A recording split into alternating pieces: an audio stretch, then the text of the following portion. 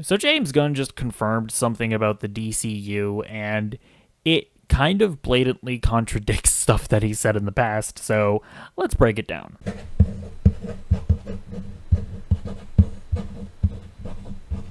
So earlier in the day, he didn't tweet this out. He put it out on Threads. So I believe, is this a singular thread? I don't know how that platform works. Anyways, he says Jolo Maridueña will continue playing Blue Beetle in the DCU, as Viola Davis will Amanda Waller and John Cena will Peacemaker. And then later on in the day, he responded to someone who said, "You said DC Studios movies and canon start with Superman Legacy. I and many others are still confused. Are the returning actors playing new versions of the same characters? Is this a J.K. Simmons as J. Jonah situation?" And James Gunn responded, "Nothing is canon until Creature Commandos next year. A sort of aperitif to the DCU. And then a deeper dive into the universe with Superman Legacy after that. It's a very human drive to want to understand everything all the time, but I think it's okay to be confused as to what's happening in the DCU since no one has seen anything from the DCU yet. And yes, some actors will be playing characters they've played in other stories, and some plot points might be consistent with plot points from the dozens of films, shows, and animated projects that have come from DC in the past, but nothing is canon until Creature Commandos and Legacy." And I don't know why he keeps on putting in like a mermaid emoji at the end of his social media posts. I feel like that has to be referencing Aquaman, but I don't understand what that means. Basically, I think what he's saying is sort of what the guy in the original tweet is referring to.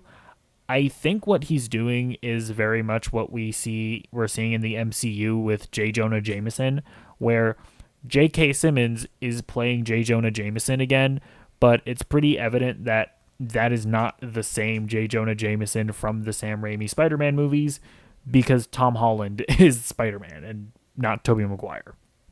So basically, I think that we are going to see Joel Maridueña, Viola Davis, and John Cena playing these characters, and they are going to be canonically in the DCU, but they are not going to be like the exact same characters from those movies and that show. They are going to be new characters where there are a lot of similarities, but they're variants of those characters.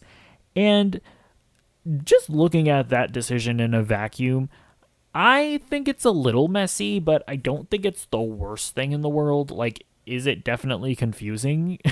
Absolutely.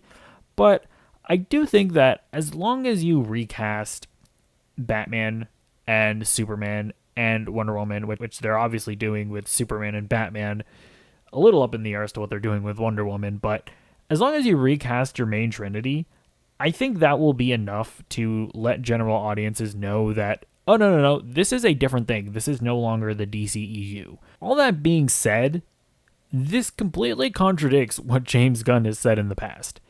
If you remember earlier in the year when James Gunn did his big slate reveal, he blatantly said that Shazam 2, Fury of the Gods, The Flash, The Flashity Flash, Blue Beetle, and Aquaman and the Lost Kingdom, whatever that movie's called, he said that all of those were a part of the DCU.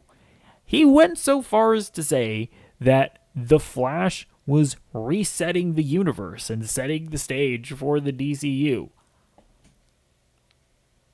What happened, James? I mean, there are really two options here. Either A, that was originally the plan and things have changed since then, or B, James Gunn just straight up lied. And neither of those options are great. So let's explore option one for a minute here. Maybe that was originally the plan and things changed. My question is, well, why did they change exactly? Did they change because those movies have flopped and so you're wanting to move away from those movies? Because if that's the case, then you're kind of making the same mistake that the DCEU made, to where Batman v Superman and Man of Steel weren't super well received. So, in a mad scramble, they went and decided to change the direction and tone of their universe, just completely not building a cohesive through line in order to do that, to where Suicide Squad and the Justice League are these bizarre studio meddled messes of movies that basically killed the DCEU, in my opinion. I think what the DCU needs at this point is for them to make a plan that they believe in and stick with. Because if you're making great movies, then things will ideally work out. What definitely is not going to help things is deviating from your plan just because a couple movies don't do well. And then the other side of the coin is that if this really was your plan, that is worrying. That would mean that James Gunn's initial plan was for George Clooney to be the Batman of the DCU. I kind of refuse to believe that that ever was the case. I have to not believe it, or else I think all of my faith in the DCU might end up going down the drain. So, in my opinion, this is what I'm personally believing. I think that James Gunn is a filthy, stinking liar.